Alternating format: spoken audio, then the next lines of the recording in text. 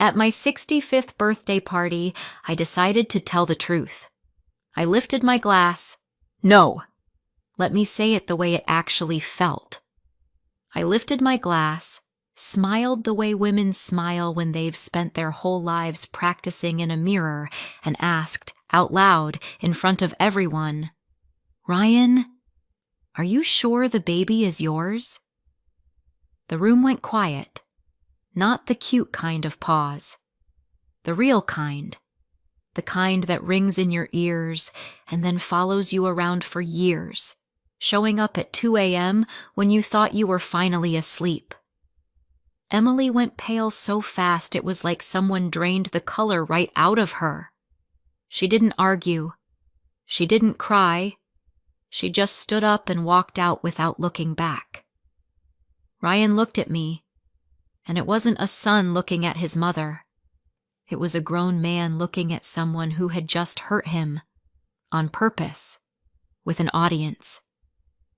He pushed his chair back slowly, carefully, like one wrong move might shatter something else, and he went after his wife.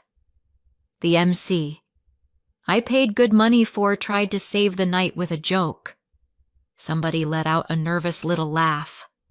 Somebody suddenly needed water. I stood there with my glass and my smile because my face is never allowed to admit what's happening inside me. And just like that, with one question, I ruined my own party. We live in Houston. Big city, big highways, big ambitions, and tiny privacy, especially if you have a habit of managing anything that moves. My son's name is Ryan. He's a software guy at a major energy company, smart, put together, calm, the kind of man people describe with, he's solid. He doesn't yell. He doesn't lose things. He doesn't forget bills. He grew up exactly the way I wanted him to.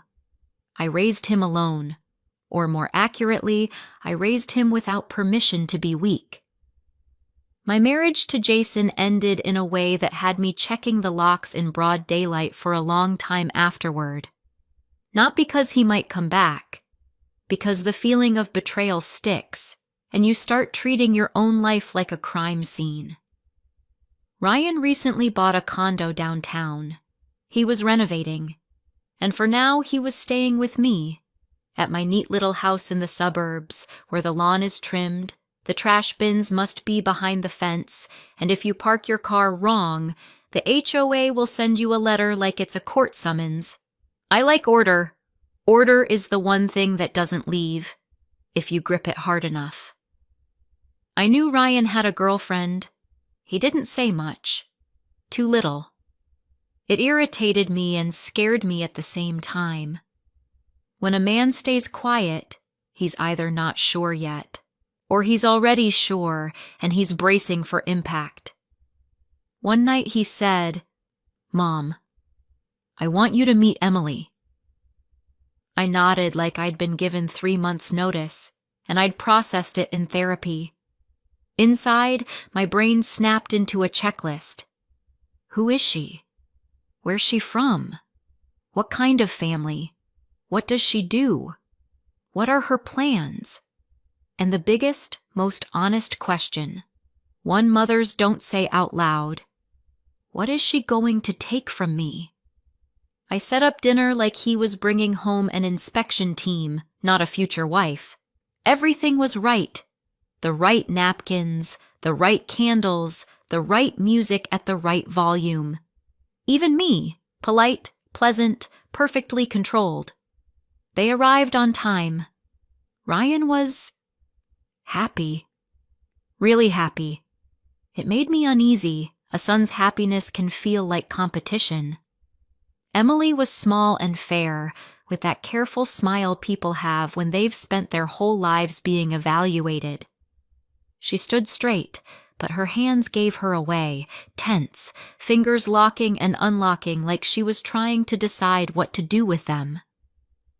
"Mrs. Johnson, thank you for having me," she said.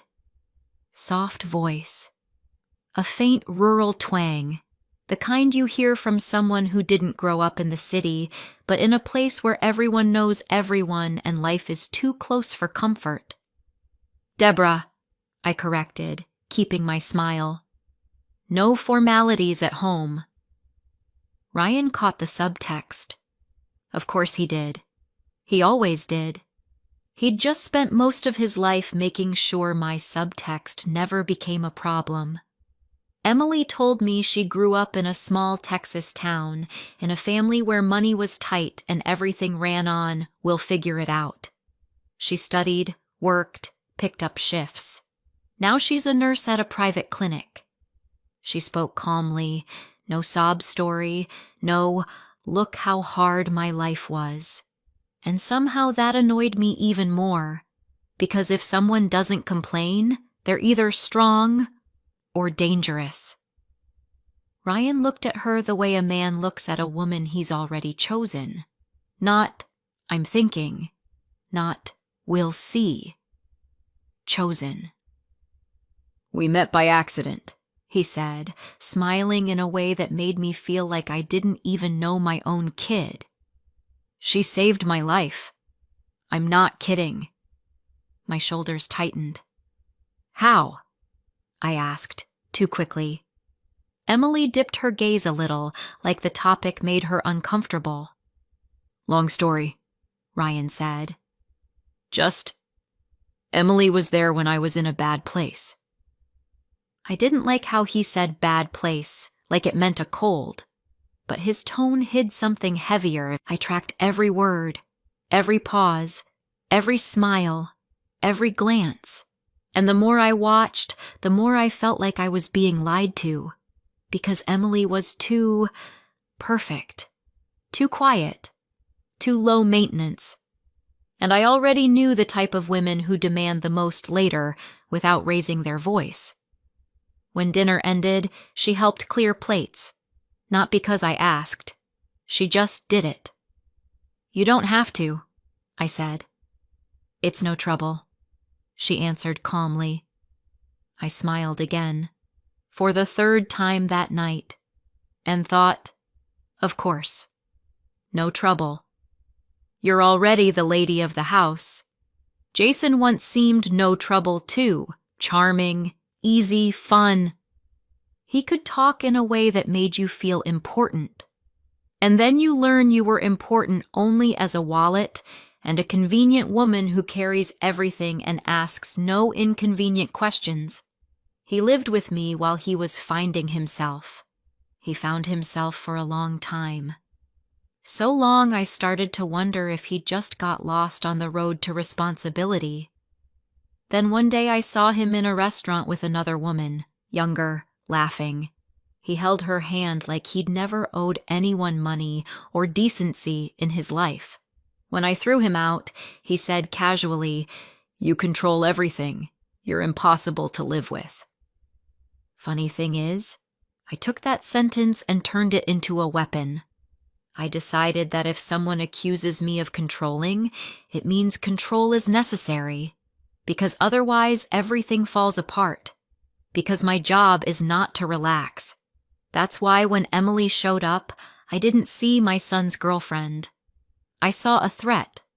Not to him, to me. I told myself, I'm protecting Ryan. The truth was simpler. I was protecting my place. They got married fast. There was no picture-perfect scene I'd built in my head. No big celebration with me in the front row. No guests telling me what a strong woman I am, how amazing I did raising such a son. No moment where my role as the main character was officially recognized. They kept it quiet. Minimal people.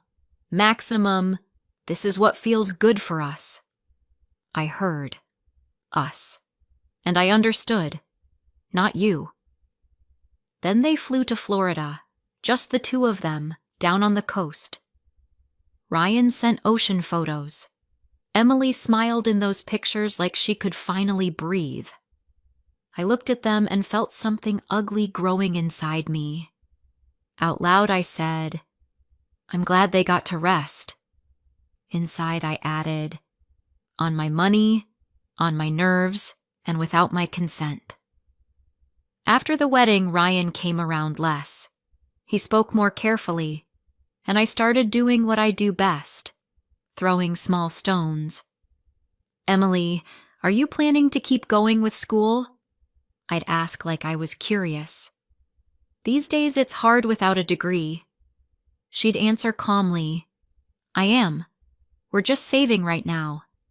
And I'm working." I'd nod, smile, and translate in my head, saving equals settling in and locking it down. I found flaws the way some people find their keys, fast, even in the dark.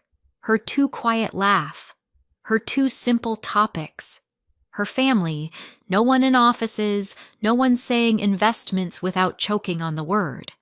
Her habit of not arguing, which I was convinced was the most dangerous kind of resistance. Sometimes Ryan would say, "Mom, stop." And I'd answer, "I'm just asking." Because "I'm just asking" is the universal cover story for women who know they're hurting someone but refuse to label themselves the villain. One day my stomach cramped so sharply I actually got scared. I called 911.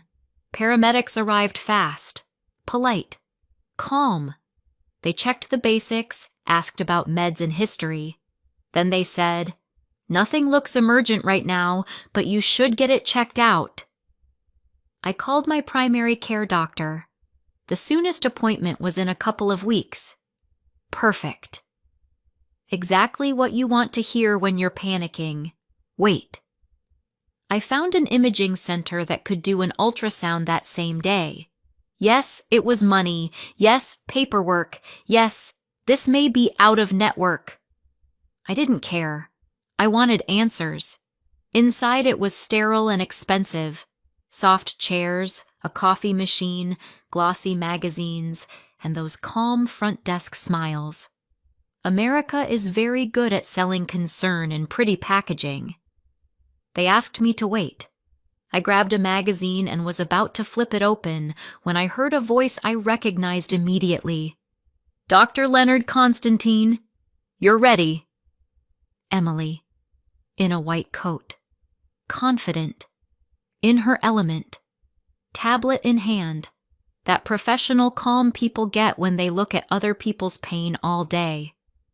I instinctively lifted the magazine higher, like a teenager hiding a phone from a teacher. I didn't want her to see me here, not because I was embarrassed, because I didn't want to admit my daughter-in-law wasn't a girl from nowhere. She's trained. She's inside the system. She isn't someone I can flatten with a look. I watched her talk to coworkers, make notes, smile, calmly, professionally. Then a man stepped out of a room, tall, confident, that physician posture that screams success. He looked at Emily and held the gaze one beat too long, smiled, said something low. Emily smiled back. Polite, work smile. The smile medical people use to keep everyone from spiraling. But I'm not a patient. I'm a mother. And mothers can draw an entire story on empty space so vividly they start believing it. A little later, while I was waiting, I heard the front desk whispering, the way people whisper when they want everyone to hear. "Dr. Andrew Paulson is double-checking everything again. He used to pursue her, you know." "Emily? Seriously?" "Yeah. Before she was with that husband." I froze. The magazine turned heavy in my hands. Dr. Andrew Paulson. The name landed in my head like a headline. I got my exam. The provider said they didn't see anything alarming. Maybe a spasm, maybe stress. Keep an eye on it. Stress. Yes. Of course. I walked out to the parking lot and called Ryan immediately. "I was at the clinic where Emily works today," I said, too calm. "And there's a doctor there. He clearly... you know." Ryan was quiet for a second. "Mom," he said, Are you trying to tell me Emily is cheating on me? I'm saying it.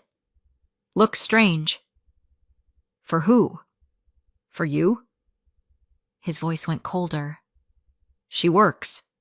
People talk. People smile. That's normal. He was looking at her like the men look at my wife. He cut in. She's beautiful. You can stop acting surprised. I felt irritation rise. You're blind. You're too trusting. I trust the person who became my family, he said. Not your fantasies. Pause. And Mom, he added, quieter now. Lately you've been crossing lines. I stood there in the parking lot with my phone at my ear, and for the first time I felt like I was losing him, not because of a woman, but because of me. And instead of stopping, I decided I needed to move faster. Because when you're convinced you're right, speed feels like virtue. When I turned 65, I decided I deserved a proper celebration. Big, nice. The kind where everything is done my way. Where I'm the center and it's considered normal because it's my birthday.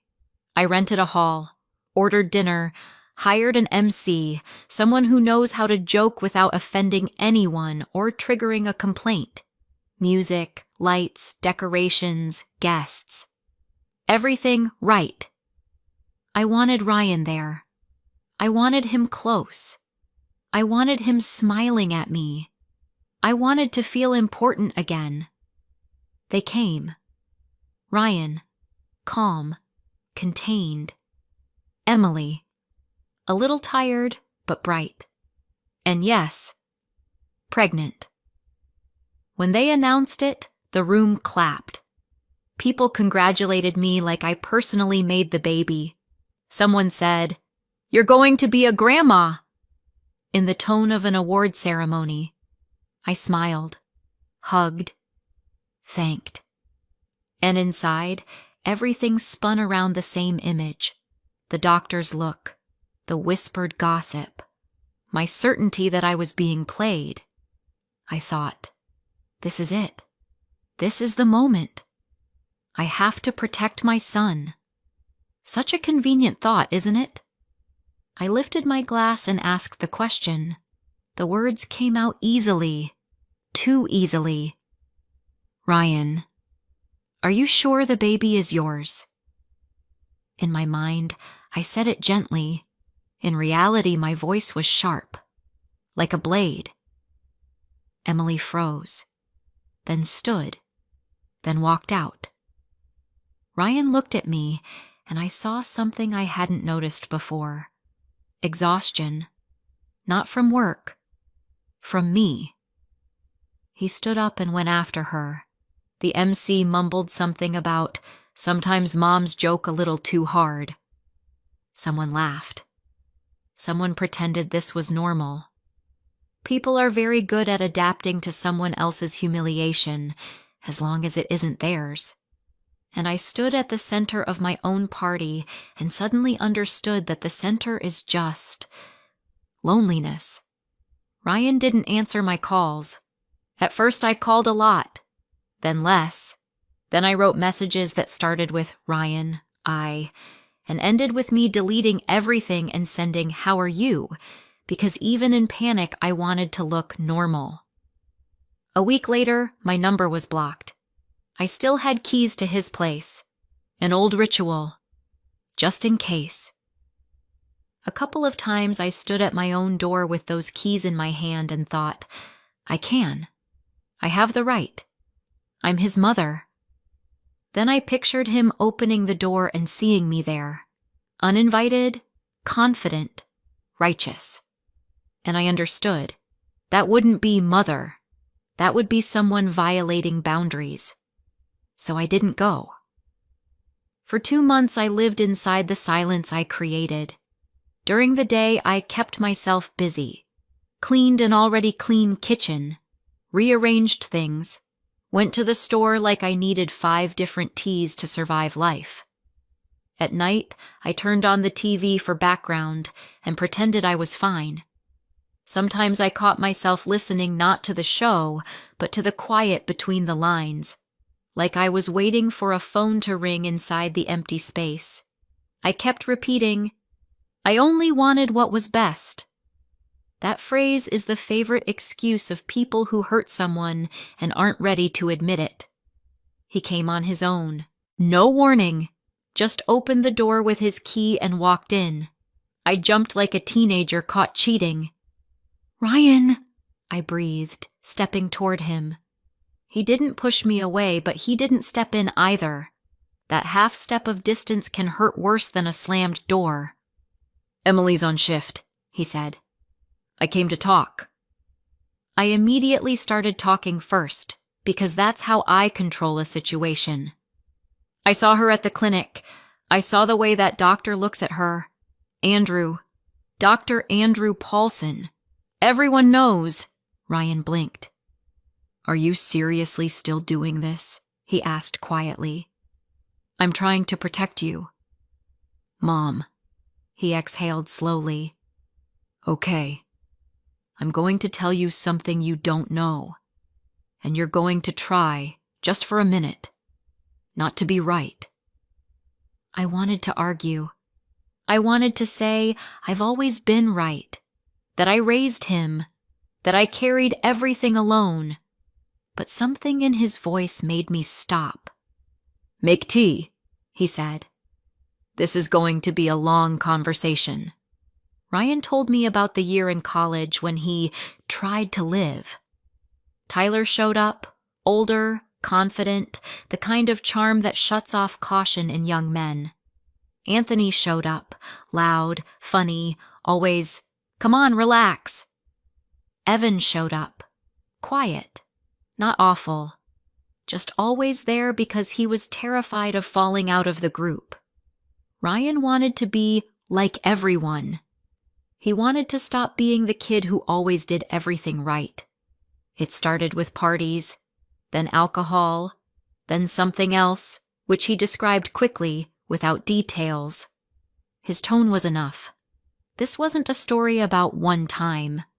Then came skipped classes, failed finals, warnings, academic probation, then suspension. "I didn't tell you," he admitted. "I was scared. You would have destroyed me." I wanted to say, "I would have saved you."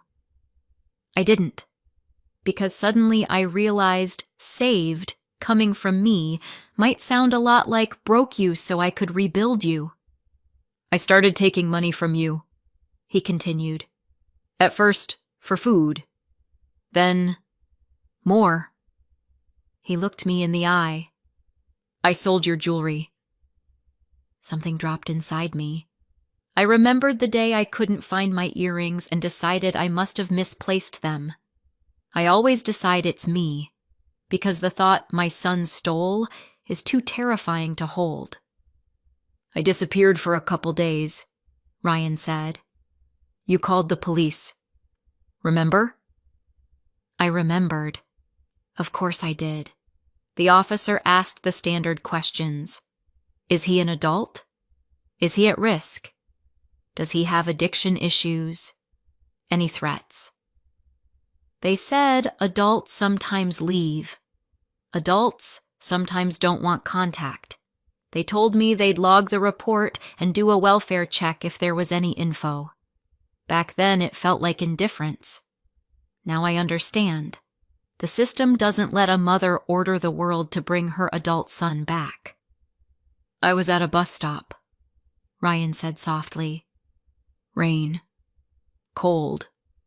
I wasn't thinking straight. I could have died, Mom." I tightened my grip on the mug. My fingers went white. "I looked homeless," he added with a bitter half-smile. "And I was sure nobody would stop." He paused, and the air in the room got heavier. "Then she came up," he said. "Emily. We didn't know each other. At all." Emily saw him, asked if he was okay. He mumbled something. She called 911, held his hand until the paramedics came, went with him to the ER because he was alone, and in that state, alone is basically a sentence. The doctor told me later I was minutes away, Ryan said. She literally stopped it. I sat there trying to understand one thing. How did I not know? Where was I? The answer was simple and brutal. I was home, assuming he was out doing whatever. She kept coming by afterward, he continued. She listened. No lectures. No how could you. She just sat with me. He looked at me like he was checking if I could handle it. She told me about herself, the small town, the poverty, working and studying, the decision she made. Either she gets out or her whole life stays stuck in just endure it. I remembered her calm smile at dinner and realized it wasn't humility. It was the habit of not explaining herself. And then, Ryan said, Tyler tried to drag me out again, to celebrate. I almost went. And Emily called. She could tell by my voice where I was. He gave a short, humorless laugh. She said, If you go there right now, it's over. I can't watch you kill yourself. I pulled in a breath like I'd just surfaced. And I chose myself for the first time, he said. I walked away from them. I stopped drowning. He paused, and his voice hardened. That's why I trust her, Mom. Because she didn't take money from me. She didn't attach herself. She put into me what money can't measure. Time, nerves, responsibility. And she did it when I was nobody. I tried to say, I didn't know. He didn't let me hide behind it. You didn't want to know, he said quietly. It was more convenient for you to believe she was hunting my paycheck. Because then you're the good guy. You're protecting. You're not the villain. I sat there feeling my familiar world crack, the one where I'm always the main character. And yes, he added, Dr. Andrew Paulson did ask Emily out once. She turned him down, and she asked me not to make a scene because she didn't want you deciding she was a saint compared to your suspicions. She just wanted to live. He stood up. We're having a baby, he said, and I will not let anyone, Mom, humiliate my wife. Not even you. He walked to the door, stopped, and said, If you want to be part of our life, you're going to have to apologize. For real. To Emily. Not to me. And he left. I was alone. In a perfectly clean living room. In my order. In a house where everything had its place, except me. I thought I was protecting my son. What I was really protecting was my right to be the main woman in his life. Emily didn't steal him. She apparently brought me back a living person, a man who might not have come back at all. And the worst part is, there's no one else to blame. Not the police, not the doctors, not bad friends, not fate. Just me. I picked up my phone, opened messages, found Emily's chat. My fingers hovered over the keyboard.